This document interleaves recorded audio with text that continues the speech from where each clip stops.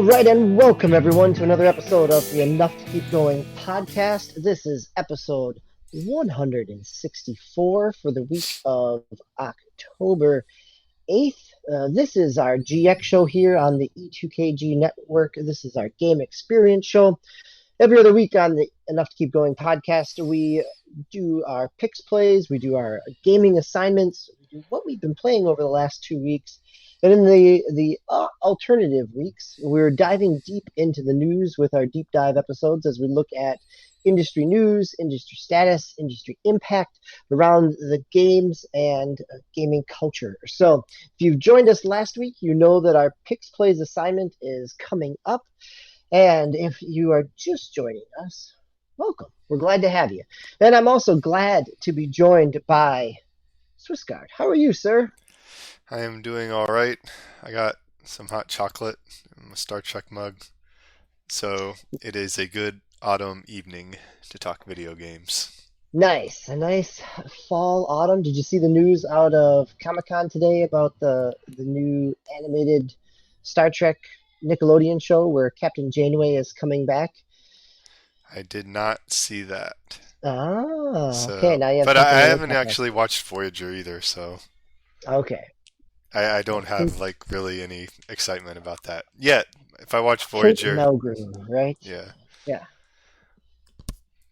All right. So it's just the two of us tonight. There is nobody else. Everybody else saw this assignment of going back through a developer and just bailed out. So it is just the two of us turning in our homework on time. So our PickzPlayz assignment for this week was we were supposed to go back into games, right? We've talked a lot about getting ready for the console generation, getting ready for changeover, getting ready to look back on the last generation. But so here we were assigned to pick a game that we knew pretty well and dive in a little deeper, learn about the studio, learn about their history, go back and play a couple games potentially developed by that studio to see what their lineage is like and how it plays out. And last week, Swiss, you had said that you might be cheating the assignment a little bit, but I don't know. I think you chose a developer. You chose, and so who did you choose, and why do you think that you were cheating the assignment? Well, I always feel like when I'm trying to retrofit what I want to play into the PickzPlayz assignment, it feels a little bit questionable. So as a librarian, I can appreciate that after helping many students counsel them through the fact of, yes, I know you want to write about this, but there's not information there to write about. This is not the assignment. But I think maybe you might have found a hook for us here. Yeah. So I chose Super Mario 64. And honestly, as I was playing it, it felt more at home in this assignment. And there was more that I felt like I could talk to. Super Because of Mario the 60. lineage with Yeah, Nintendo EAD. Okay. right. So Nintendo EAD, entertainment, analysis, and development. Um, Mostly because it's just like Super Mario 64. I mean, it fell right in the heart of Nintendo nostalgia, and uh, this was the this is of course the remake. Remake's not really the right word. Re-release in Nintendo 3D All Stars for the Switch, uh, and I actually hadn't played Super Mario 64 back in the day. I was a Zelda fanboy. So Really? I think I Huh. remember renting it from Blockbuster because this was So like when the did you when did when did you pick up your your Nintendo 64? Was it at the launch of Zelda, or did you uh wait? Were you a later adopter when there were actually more games to kind of choose from? no, it was pre-Zelda because I was hotly anticipating that title coming. So it was probably the summer of 96 or 97. Um I remember the two games we bought. I think I got GoldenEye, maybe. I definitely got Diddy Kong Racing. That was one of the launch titles that I got. So I'm not sure what summer that would have been. Um, Did you pick up Shadows of the Empire? Rental. I rented that. Okay, That was a okay. Blockbuster game. So That is a good rental game. Yes. okay, so Diddy Kong Racing was released in November of '97, which means I probably got it in summer of '98. It was definitely the summer. Okay, because I remember playing 64 in the spring of 97. And at that point, there were not a lot of choices. So the fact that you waited on 64 and on Mario 64, yeah, I was guessing that it was a little later. Yeah. So tell us about it. How does it feel to come back to it now? Being more appreciative of Mario, it felt pretty good. I like immediately jumping around felt fun.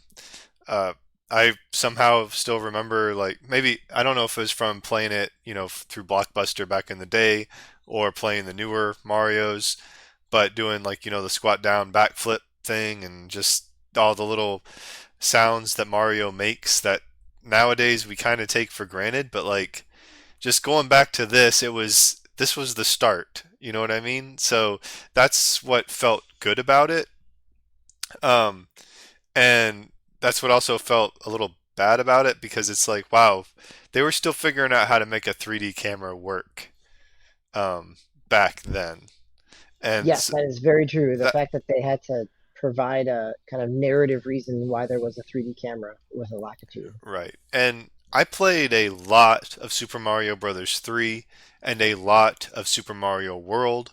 So, I wasn't like I was foreign to Mario ever, but going from those games and being more familiar with the platformer, like 2D platformer, and then you go into that, um, and then now seeing like what came of Mario Galaxy and Mario Sunshine and Mario Odyssey, it's very interesting to see how Mario has evolved over the years. And I think playing Super Mario 64 right at that nexus was very interesting because you jump into the painting and you get to a level.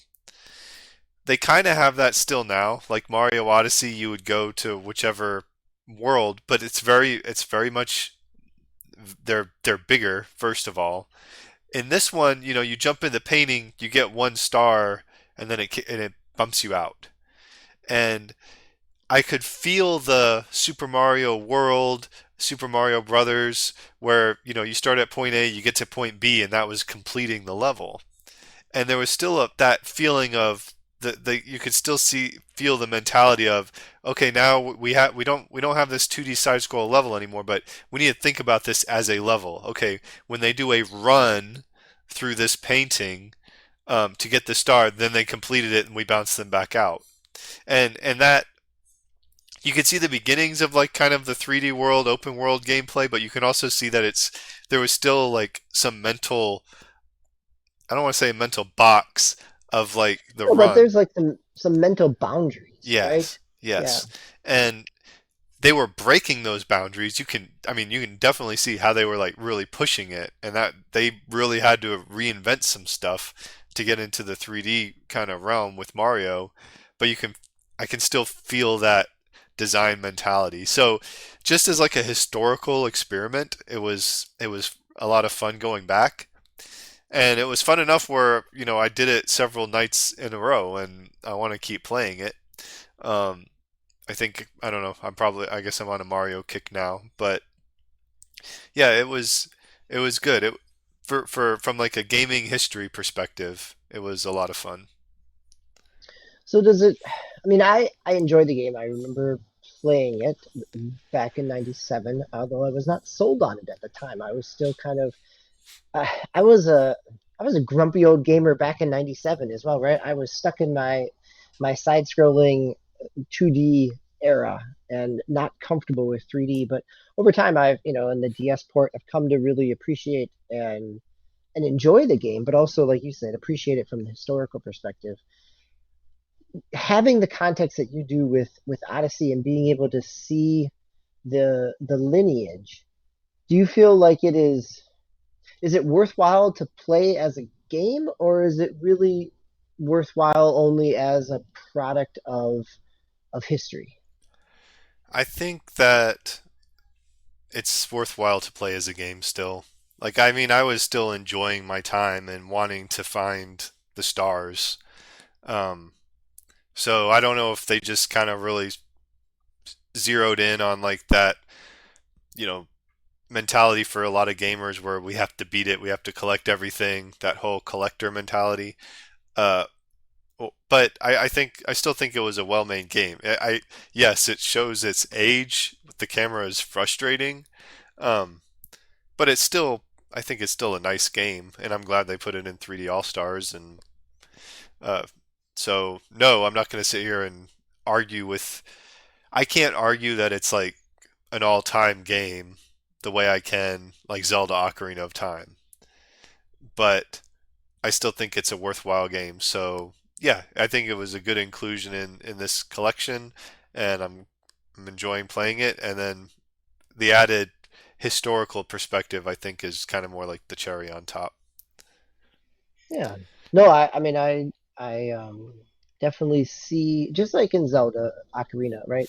That there are key kind of turning points in 3D game design that occurred because of both of those games.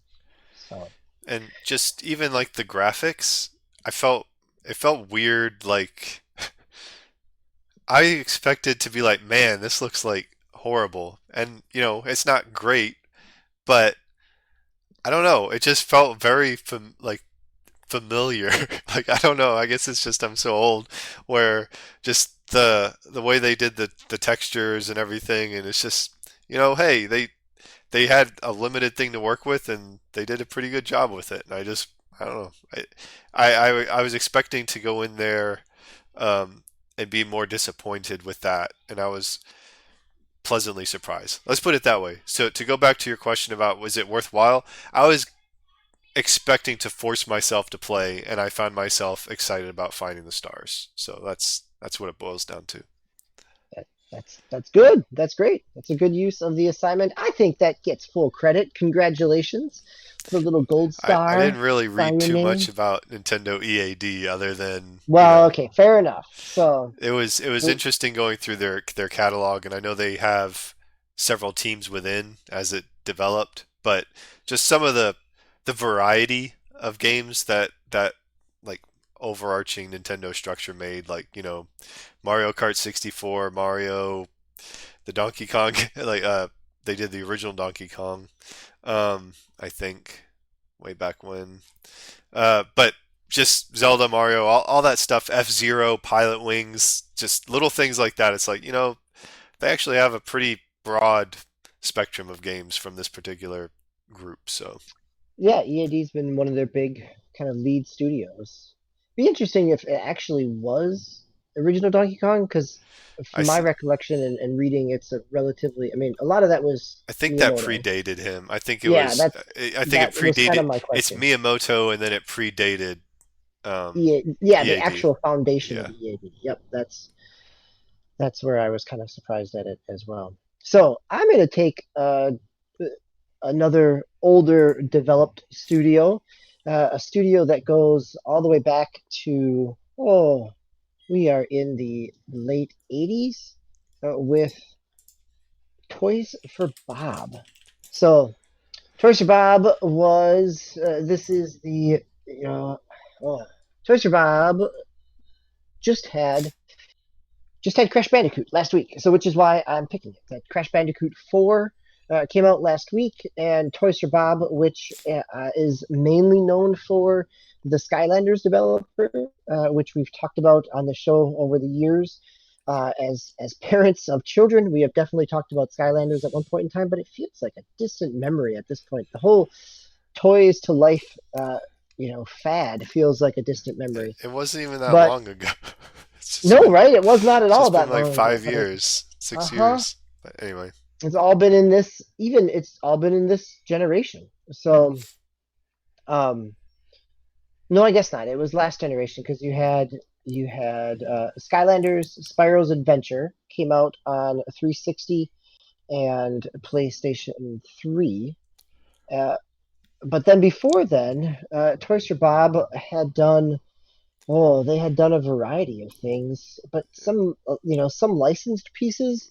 They did Tony Hawk's Downhill Jam, for the Wii, and the PlayStation 2, which I guess I had forgotten that it was ported to that, but it was a Wii launch game. It was Downhill Jam, and it always felt kind of limited and out of place.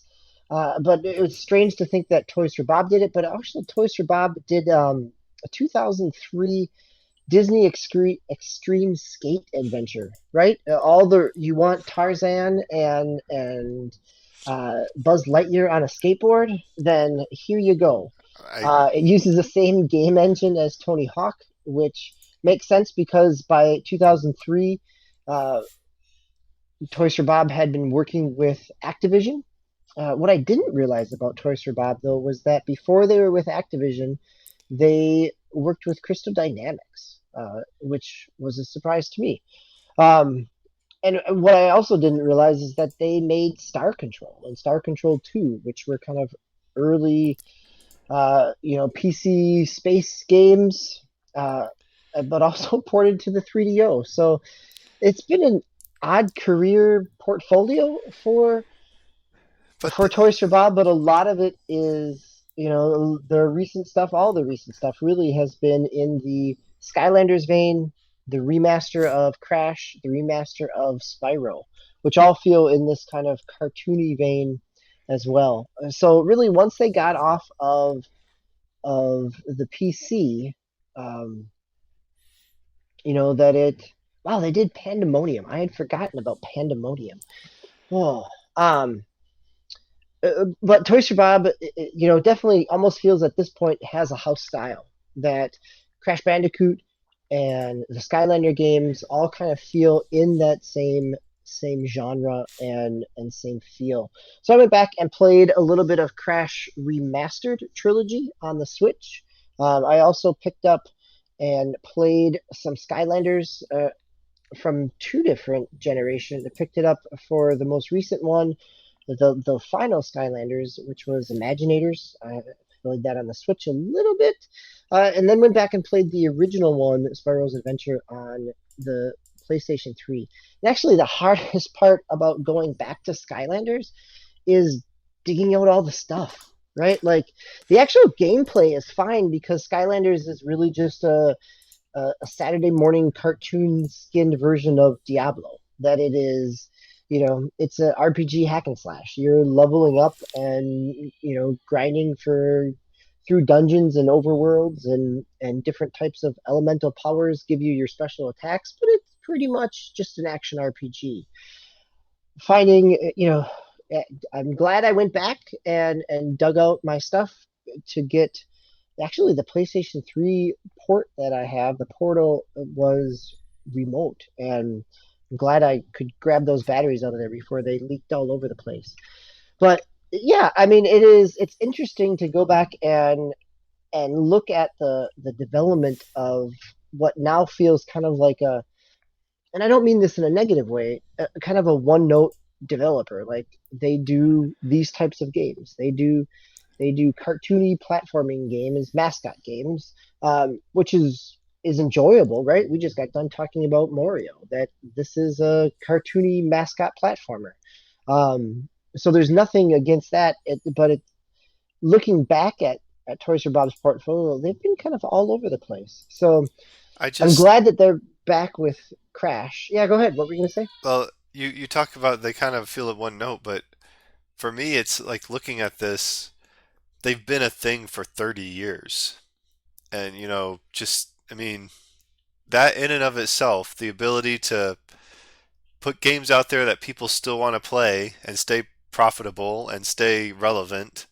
Um, that's impressive. I mean, just think about all like the big name publishers and developers that have gone away over time, and I mean, just like thinking the '90s, I'm like thinking about '90s PC like Sierra and stuff. Like they're not there anymore, and it's like uh, so even though they had to find some kind of a niche over time, like with some of these Disney license stuff, it kept them in the game, and they're still here, and now they're.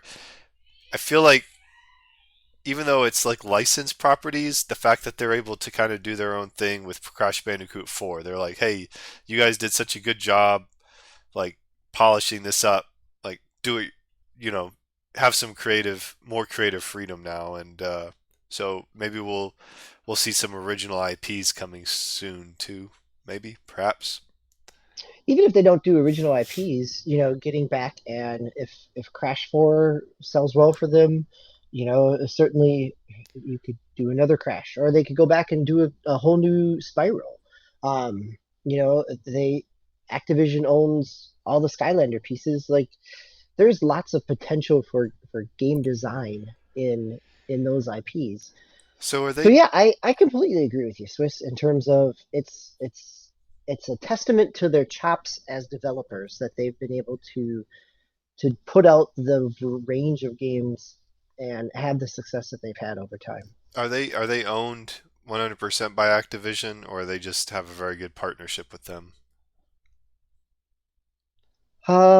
In 2002, they left Crystal Dynamics and were looking for a new publisher.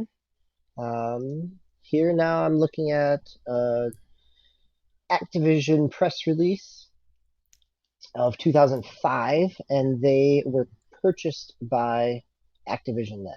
Okay. Toys for Bob was acquired, that Activision acquired Toys for Bob. So yes, they are fully owned and part of, and actually in some ways, given where Activision's portfolio is right now, from where it was last generation, they're potentially a really beneficial kind of arrow in the quiver, right? Like, there's not a whole lot of studios left, or there's not a whole lot of IPs left that Activision is actively developing outside of Call of Duty and the Blizzard properties.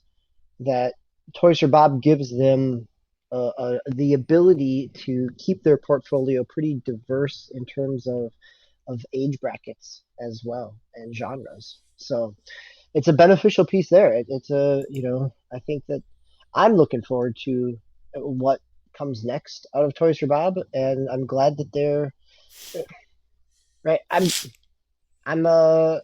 grew up with platformers and mascot platformers. I'm glad that Toys for Bob is out there making this type of stuff still, and it's fun to have something that is okay, that just lives in the fun, right? It's okay to just live in the fun of a video game and not have to be a serious representation of anything, right? And I think both of well, EAD certainly has done this for Nintendo, right? That they are glad to produce games that they think are fun and that people over time have cherished and enjoyed. So, and now I'm not sure if I lost you, No, Swiss, or it's there okay. you're back Yep. as you're swapping out. So yeah, let's. Any other thoughts on either EAD or Toys for Bob before we move off onto our round robin? I think we're ready to go. All right, so you stay on the mic because you are playing the internet's hottest 2018 game of Among Us. So Indeed. what got you? So was it the hype around the internet that got you into this, or how did you stumble across and dive in? Uh, Another Discord server I belong to, they were getting a game together, and I was like, all right, I'll play. And so yeah, that's pretty much it. And then um, I played with my family a little bit too, and we've had a few sessions with my wife and kids, and connecting to my brother and his family. So just a little bit of it. It's convenient that it's free on mobile. I did buy it for $5 on Steam, but yeah, that's pretty much how everybody else found out about it. All of a sudden, everybody's playing it, so I was like, all right, I'll try it. So what was your experience playing Werewolf or Mafia or other types of? I'm trying to think if there's there's certainly a lot of iterations of this type of game. This Um, would be my first time playing a game like this. So, yeah, I'm relative. Yeah, I guess you could say I'm new to it. Uh, I enjoyed the game. I would give it a solid rating. It does what it does well. It does very well. Taking like the kind of slasher film, sci-fi, B movie aspect, and like kind of the like putting that contrast in with like the little space people and like the sprite graphics, and then while there's a murderous psychopath among you, like that's a very it's a really great foundation. um, and having it be a game that really invites social, it's funner when you it's definitely at its best when you play with people and on microphones. I gave it a couple of rounds on with random people on the interwebs just to experience it in that fashion, and it didn't. It wasn't as exciting. So, uh, yeah, it definitely benefits from knowing your friends and being there with your buddies. Uh, I really like the design of a lot of the tasks that they make the spacemen do.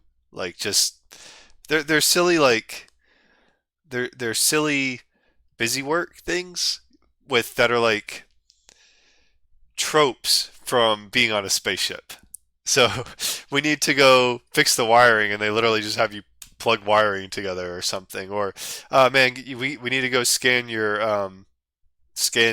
card, and they'll have you drag the card through, and it's like bad read, too fast, and uh, what were some other good ones? Just they make you empty the trash. Just a lot of silly things. All that is great. It reminded me of the constitutional peasants in Monty Python. When they're just sitting there like plopping the mud pies or whatever. It's like at first glance you're doing something, but you're really not.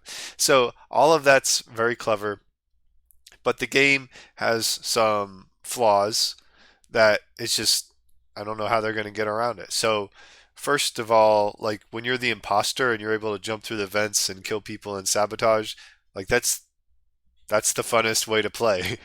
And every time you start and you're a crewmate, it's depressing almost. It's like, oh man, like just got to be a boring crewmate this time, and it's not going to be any fun. And I think there's even some internet things out there where people, it's kind of a thing where people jump into a game, and if they're not the imposter, they leave, and that's becoming like a problem that Innersloth is probably going to have to fix. Um, just I think that it's a little imbalanced. It's limited given what it is, but when you're with your friends, it's a great time to be with your buddies and play it. You mentioned in the chat that your family has played it a little bit, but have you tried it? I have not. I've watched my kids play it. I have not tried it though. So we've talked about it. They usually play if they're playing. Well, they've played multiple ways. They played with friends over Discord and have chat. I've also seen them play in silence on their phone and play it, with randoms as well. So I've definitely heard them be more boisterous and more laughter when they are in chat with others, but that has not prevented them from playing it with randoms. Yeah. It it's a it's a fad. Like it's worthy of being a fad. It's fun to play with your buddies, and it's cheap. It's like the right price for what it is. So I don't want to like complain too much. It's just it's limited for what it is.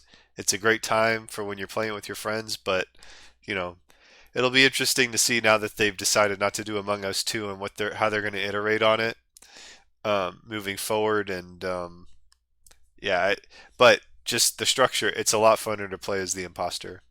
And I'll give a shout out to K Kairos, who recently joined our E2KG Discord. He was one of the fellows that was playing with me that first night. So Well, I think it's interesting to think of it like when you call it a fad, it makes me makes me feel like it's a fad, but in a different way. Like the hype around it is probably the fad piece, but the actual gameplay, because it's based on games that have been around for decades or more, it is something that could be.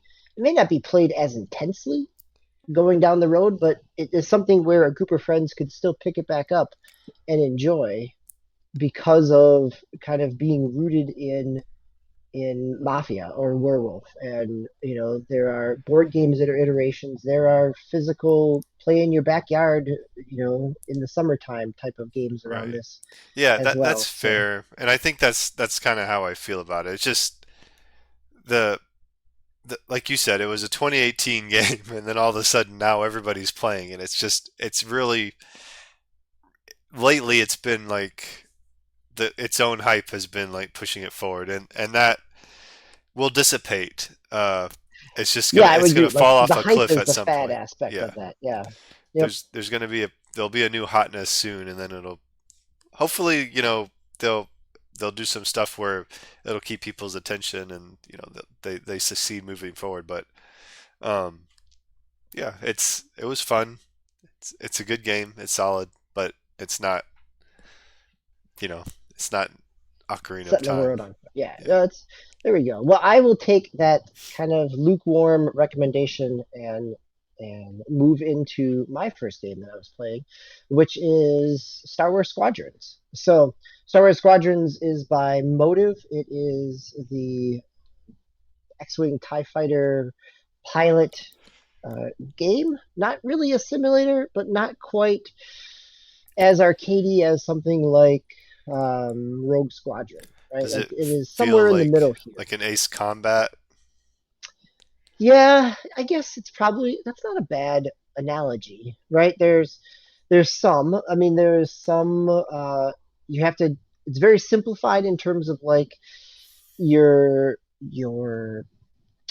shield, engine, weapon balancing. Like you can toggle them uh, to put more emphasis in one or the other, right? If you need to, you're going into a fight and you want to have your weapons not overheat as quickly, or you need more shields, not front or back shields like in TIE Fighter, but just shields. You can boost those, so there's some of that kind of limited pieces, but it is also but then there's some kind of the traditional space dogfight aspect of you've got to lead your shots, right? You've got to anticipate where somebody is flying within a 3D space and track that to be able to be effective in a dogfight. So there's definitely some of that as well.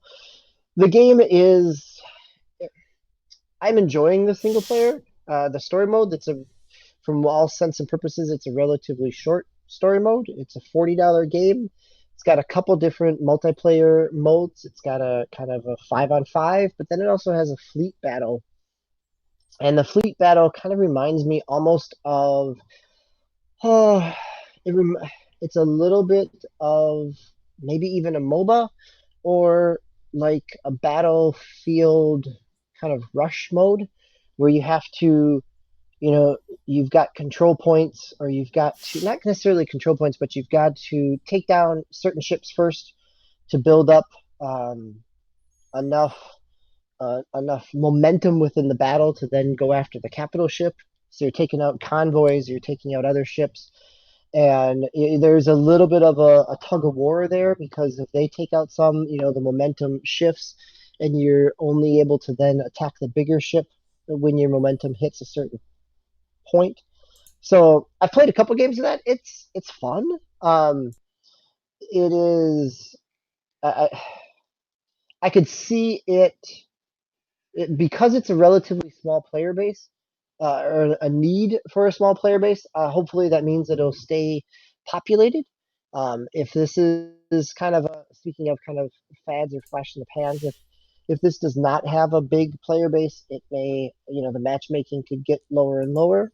But it's not it doesn't need a huge numbers on any one game. So I hope that means that it will maintain some viability in the multiplayer space. It's a fun multiplayer game. I'm enjoying it. I'm enjoying the fleet battle aspect a whole lot more than just a regular dogfight. Probably because I'm not great in the dogfight. Um, and maybe I would be as I got better at um, controls. But I like having a an objective in a multiplayer game. So the It's story is actually I'm enjoying the story, but I'm a Star Wars fan, so it's relatively easy to say that I'm enjoying the story. Um, it starts off right after episode 4 in the battle, or it starts off halfway. The Battle of Alderaan has happened. Alderaan is blown up, or the destruction of Alderaan. There wasn't really a battle. And then it jumps ahead to kind of post or around Return of the Jedi time. So so it's all set within the original trilogy. all are within the original trilogy. Yep, All you've got right, that's the a classic. wise decision. Yes, and the interface is even something as small as the loading screens. They have this kind of lo-fi the targeting systems from the original trilogy, with the green wireframes, and so it holds that aesthetic pretty well. I played on Xbox through EA Game Pass. There's a 10-hour trial, but I've also played it with a VR headset with PSVR, and that is pretty fun, right? Uh, I'm really enjoying it in the VR. It makes a huge difference. It's not a combat simulator. It's still kind of a fun arcadey game, but throwing it into VR makes it very enjoyable. I've enjoyed it a lot. It creates a whole different level of immersion. Um, what I am not sure of is if this game has legs, right? Like if it's a relatively short campaign and the multiplayer is relatively one note, like it might have legs just because people enjoy the franchise and have been looking for something like this. But today we had the announcement or from an interview from Upload VR from the game's director about this is kind of it. It's a one and done. There's not DLC coming. There's not plans for new maps. So it does make me wonder about how long the multiplayer base will sustain itself after EA's track record of this summer with Rocket Arena and how quickly that fell off the side. Granted, this is a Star Wars IP, so hopefully that gives it a little more staying power. But I'd also say that even if it doesn't have great staying power, it's a really fun campaign for Star Wars fans. So at $40, it's a nice kind of mid-range price point, and I would guess in a month from now, when we get into holiday sales, it's going to be $30 or less, and I'm definitely getting that type of enjoyment out of it. I think Agasicles had mentioned something in the Discord about wanting, like, he was a little concerned that they might not be releasing additional content. But he mentioned like a flight control system or something. He was wanting to play with that because he's a hardware guy. Yep, it's a But whole task supported. do you do you think that it's too arcadey for something like that? No, I don't think so because of the way that the flying works. It is the systems are the in-flight systems are more arcadey because it's not as fiddly bits in terms of adjusting all of your different you know torpedoes and ion cannons and shields and everything else is not nearly as fiddly as it was in the old X-wing TIE fighter series, but the actual flight mechanics feel more in the vein of a sim than in the arcade aspect there. That they're not nearly as forgiving as an arcade game would be. So having something with a flight stick certainly would fit within this as well. And I guess Cleese had talked about also, the lack of continued support. Um, you know, because it's space, it doesn't necessarily need additional maps, right? Like, so you have a different planet backdrop. Well, okay, that doesn't really change the map layout. Maybe there's an asteroid field, but other than that, you're not dealing with a whole lot different in the maps, except for maybe the ships that come in. Well, So we'll see. I mean, you could yeah, also have like maybe an additional mini campaign or something. Just some added just anything to like get somebody, oh yeah, I'll check the campaign out and might scratch the itch to get them back into multiplayer or something. Just keep it on the radar basically. yeah, that part is actually surprising that they don't have any plans for that. Like, the way that article makes it sound is that they're kind of just moving on to the next thing after they do bug fixes and patches. That Yeah, Well, having something to drop in a new, not necessarily a new mode, but just a new arrangement of ships also could make a big difference. we I mean we started this episode though talking about some old school stuff and that's definitely an old school approach to making a game. So, Yes, it is. So let's keep with the old school mentality and jump into Super Mario 35. So this is the Mario Battle Royale, the Super Mario Brothers themed battle royale with 35 people on Switch Online. You are all playing through different levels of Super Mario Brothers. After a while, everybody starts at 1-1. You can opt to start in different places. Um, I've played a little bit of it. Again, my kids have played more than me, uh, but you've played some as well, Swiss. So in general, this is the Tetris 99 aspect of Super Mario Brothers, right? Like, you are with a group of people. As you kill an enemy, that enemy then populates onto another player's screen, and you have to deal with it. You're moving through levels that we all know in our sleep, but because of well, the some of us know in our sleep. fair enough, yes, um, that we're let's say we have at least a familiarity with. But then throwing in enemies in different patterns and in different rhythms changes the flow. At least for me, it changes the total flow of my existing knowledge base and my muscle memory for this game. How has your experience been? I picked it up basically because I knew, figured we'd be talking about it on tonight's episode, and I wanted to be able to experience it. And I was I was surprised to find I was hooked on the game. I wasn't a huge fan of Tetris 99. It was okay. Um, for whatever reason, I like this one better. Maybe just because it's old school Mario. Yeah, I don't. I definitely felt more like I was competing with other people in Tetris 99. It's just, putting the blocks there is a much more direct way that you feel like you're attacking somebody, I guess you could say. With this one, as you kill enemies, it throws them onto other people's maps, right? It's basically how that works.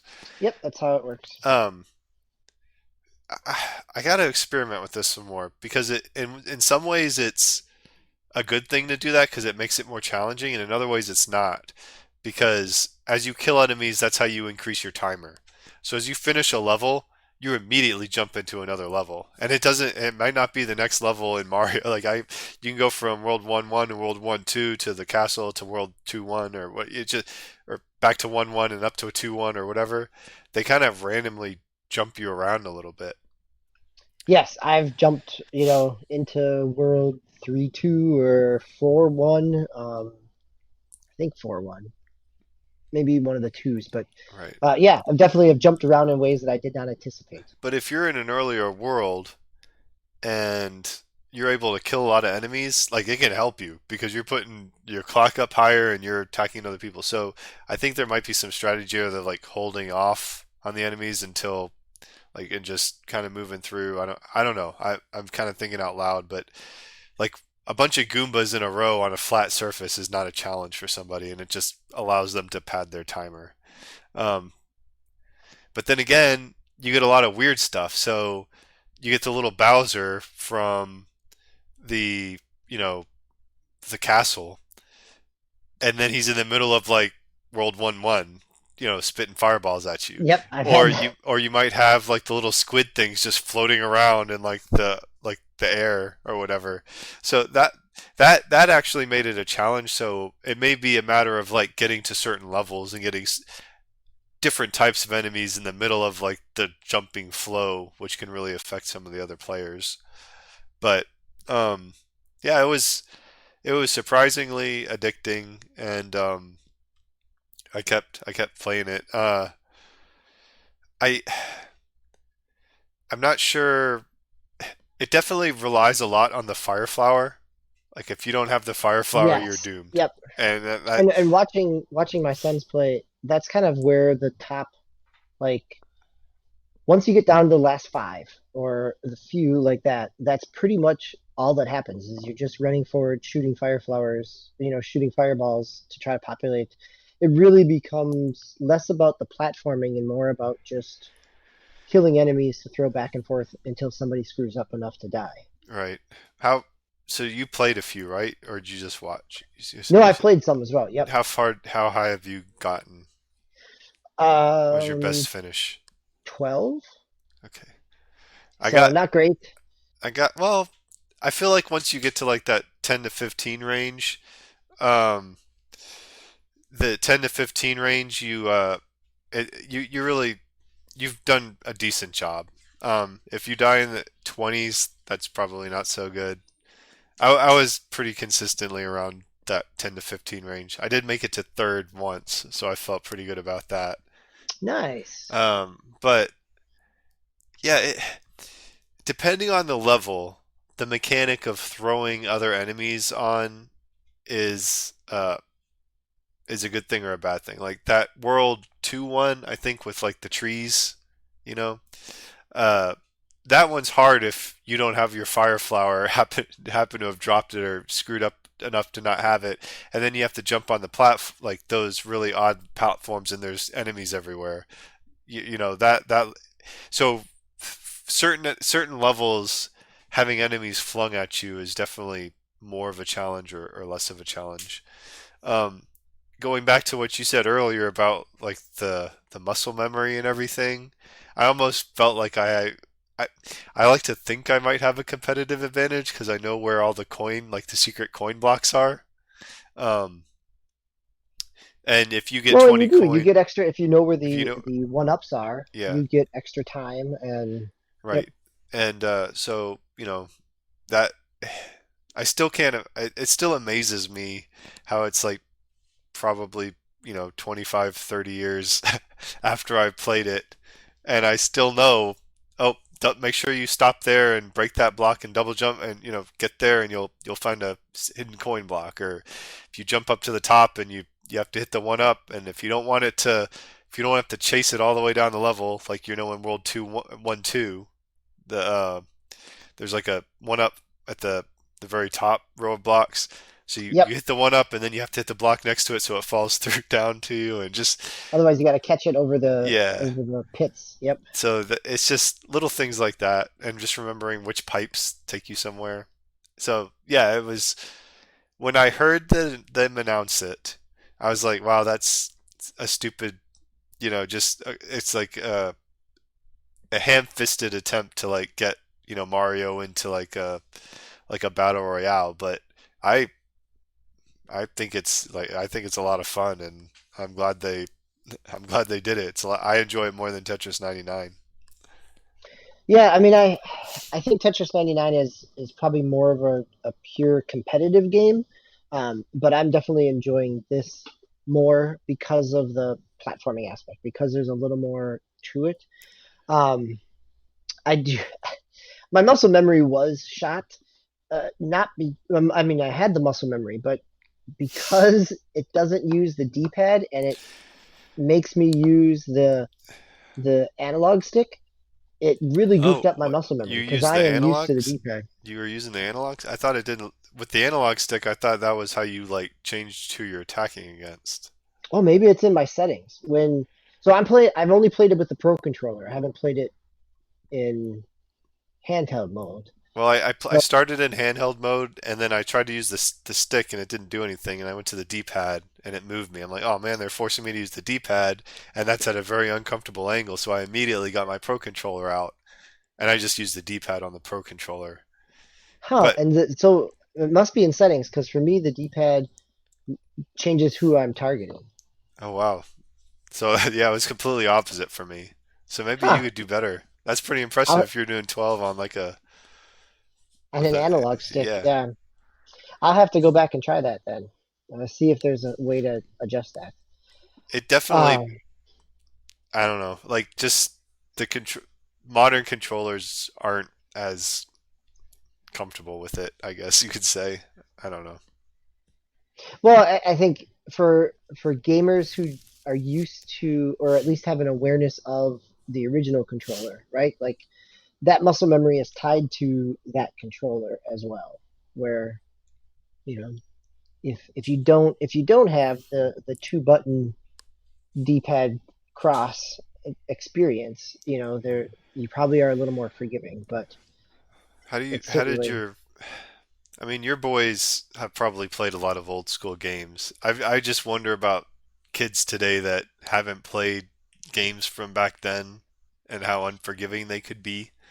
And it's, just remembering like, oh man, I mistimed that jump. Okay, you're done. Period. Boom.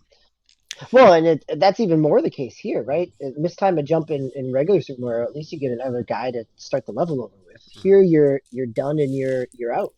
So that's been the fun thing that was playing as as the family. It's been fun to kind of rib each other.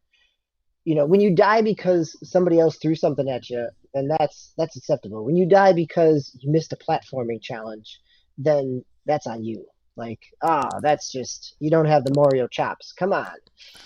But I wonder how if they'll modify this at all. Like when they first announced it, I thought there were going to be different ways to win, or there were going to be different kind of win conditions, like the most coins or the furthest gone versus just the last to survive. Like I wonder if they have the ability to change this up, or if this is pretty much what we're going to have for the next 6 months to play. This was one that's going to go away, right?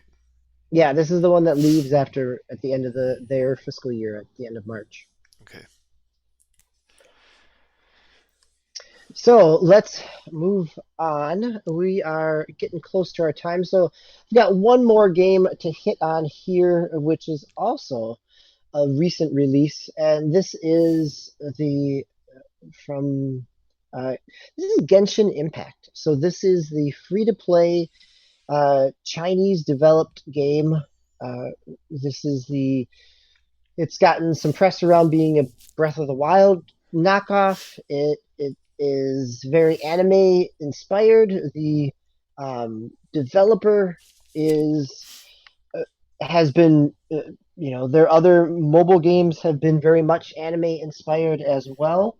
Um, they've said on in developer interviews that they look to emulate the classic uh, Japanese anime styles, so they are definitely pulling inspiration from there. Their inspiration really feels, the combat inspiration and the character design feels much more aligned with like a Tales of game, Tales of Vesperia, Tales of Symphonia, all those Tales games. While some of the mechanics feel very Breath of the Wild like. You have a big open world. You've got stamina meters. You've got cooking pots. You also have a glider. All these kind of touch points from Zelda, but at the same time, it has some of the things that I was missing from Zelda, which are kind of a leveling system and some kind of consistent character progression other than hearts. I've heard some people talk about this online as well, and I'm trying to remember where I got this from. It might have been Polygon. Yeah, it was Polygon, where they were talking about that this game reminds them of what they didn't like within Breath of the Wild. Um, and at the same time, of all these kind of systems and comparisons and enjoyable gameplay, the combat is kind of actiony in a Tales-like way. You have different characters, and each different character, or they have different elemental alignments. So, I my first character was a wind person, and I ran up against a giant ice slime that I couldn't do any damage against until I got a fire person, which you get shortly after the story. I mean, in through the story, and I had done my same thing I did in Breath of the Wild was forget about the waypoint and just kind of wander around until something kills me to see how you know I was a level 10 and I was able to kind of take down a big moblin like level 18 as long as I got a few hits in and ran away and kind of did some guerrilla tactics with him. So it's kind of fun. It's very fun in that way. And actually, this is the game I've played the most this past week. That I've come back to it multiple nights, progressed a little bit in the story, got to the part in the story where now I got to the gotcha mechanics where Okay, you that have. was gonna be what I was gonna ask you. It's free to play, Yep, so at some point they it gotta is make free to some play. money. Yeah, there are multiple currencies. I still can't tell you that I have an understanding of what all the currencies do. I have like 1,000 of something, but I'm not sure if I should trade it in for two of something else because I'm not really sure what it does. Um, but it does have. You do have the gotcha mechanic of different characters.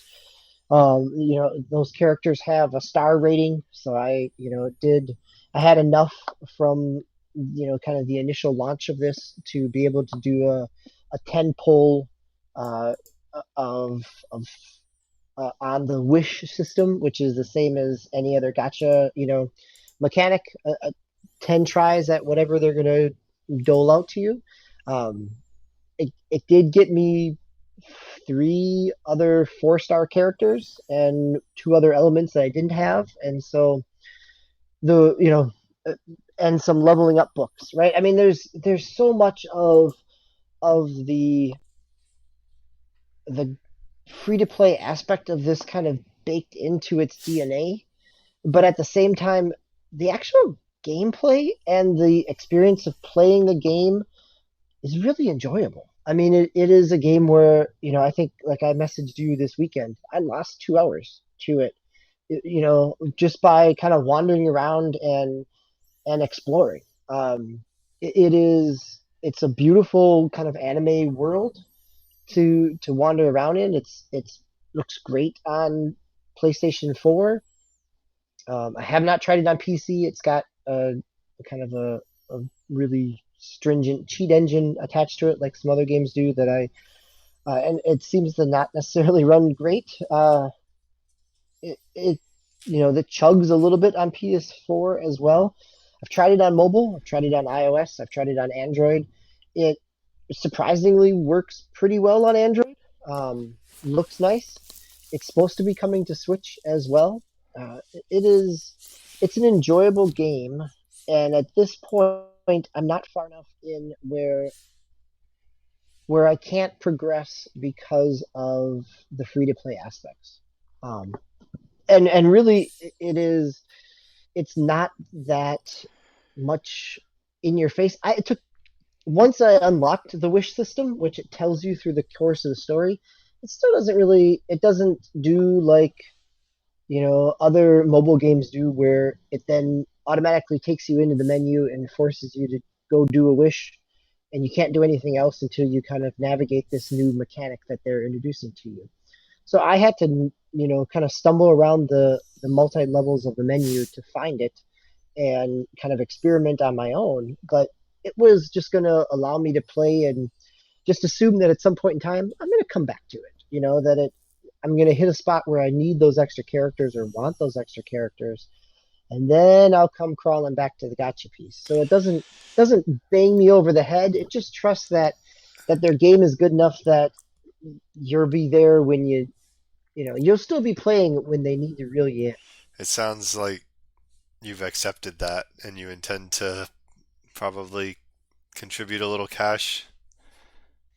I don't know yet. I mean, I intend to keep playing until I hit that wall, and then to see how much I care about it at that point. Um, because I was able to unlock, I think the my hesitation about giving it money at this point is I don't have a good comprehension of all the currencies. So, like, yeah, for $5, I could get the, one pull a day and 10 of these star bits, or whatever they're called. They have a name that begins with P. I can't even remember. But I don't know if that's a lot, or do I need 1,000 of these to be able to do one good pull? So, you know, once I have a better sense of, okay, yeah, if I actually am enjoying this game, I'm okay with giving it $5 and being able to progress a little bit further and play. Um, I could also see. I say this as also someone who regularly still logs into Fire Emblem Heroes on mobile just to get my free orbs, so that the next time a new character or the next time a seasonal event happens, I'll have some more orbs banked up. Um, so I'm okay with kind of with dipping into the free to play ness of this all, um, but I don't know that the way that it's because it's so strong in the gotcha pieces, I don't know that that's going to get me to really sink a lot of money in, because it's still a question of if I get anything good out of it. So, so we'll see. I mean, again, this is similar. This is getting some headlines this week or the last 2 weeks of its launch. We'll see if it is a flash in the pan or if it sticks around a little bit. The game itself is really enjoyable. Um, Whether or not people can make it through the free to play mechanics of it will be probably the you know the telling tale of whether or not this game lives on after the initial push. So, speaking of free to play games, that is our assignment for this coming PickzPlayz. That we've all played some free to play games during our time here on E2KG. I definitely spent some time talking about it tonight. Gasicles has talked about World of Tanks and World of Warships frequently. We can always count on Osiris Prime to talk about Fortnite and Rocket League, which has now just recently gone free to play as well. So our assignment is to choose a free to play game that we haven't tried, something that is new to us, and consider how it works as a new player. What's the onboarding like? How many layers of systems or currencies and levels? Do we get as confused as I am about Genshin Impact in terms of what my currencies mean, or is it pretty straightforward? But also, do you hit a paywall? Do you hit a spot where it is you've done what you can do without kind of sinking some more money into it? Whether that's because of the competitive nature of it, like the classic Clash of Clans, like you were always getting overpowered by somebody who threw a lot of money into their deck, or is it because that pay is gated behind new levels, new boards, new experiences? So that is our PickzPlayz assignment, is to dive into the murky world of the free to play market and see what that is like, as we are all ramping up for the expensive new new generation of hardware. Let's take a moment, ease our pocketbooks, and let's dive into some free to play games. So, So was this? any other final thoughts? So you're based on that criteria, you're not going to play Genshin Impact as part of the PickzPlayz assignment. That is correct. I will probably still play Genshin Impact as part of my picks, a start of my round robin. my playlist. But yes, it is. Today when I made this assignment, I also had to start thinking. A lot of the games that I would want to try are things that I've already tried, right? Like I you know, I know I can't go back to Paladins or Smite or Well, um, the one that jumped to my mind recently that's also fairly new is Spellbreak. Now, Size Prime has played that, but it seemed interesting. But I don't. A lot of these free to play games are structured in that, like, just a battle royale or competitive fashion.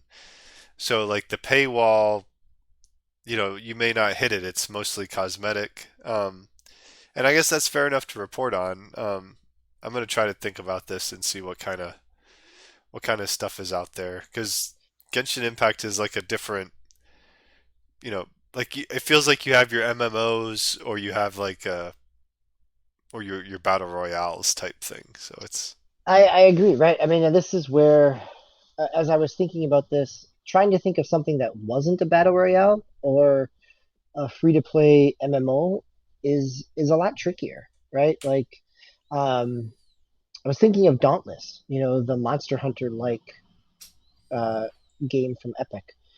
That's free to play. That is something that is outside of that battle royale.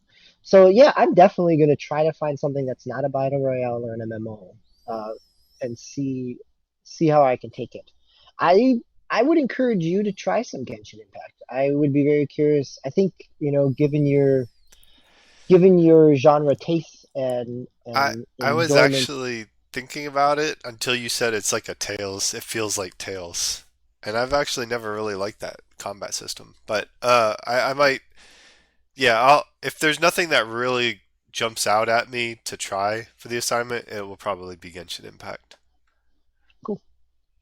Sounds good. Well, Swiss, thank you for your time tonight. Thanks for the conversation and the discussion. Always a pleasure. So next week we are back to our deep dive episode.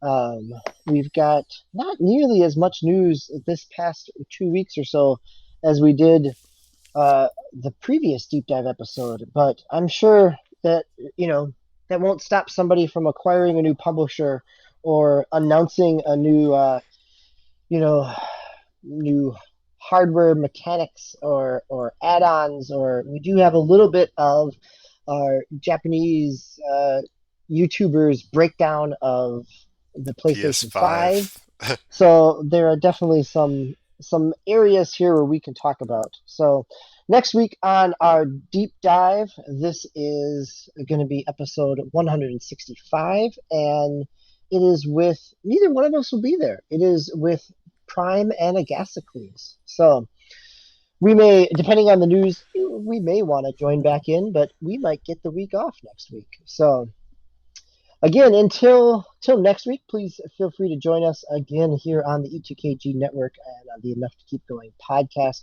Hope you've enjoyed our time. Thanks for listening, watching, viewing, whenever you are doing that. And remember, so for myself, DBqhams, and Swisscar, play the games you love those you play with, and take care of each other. Good night.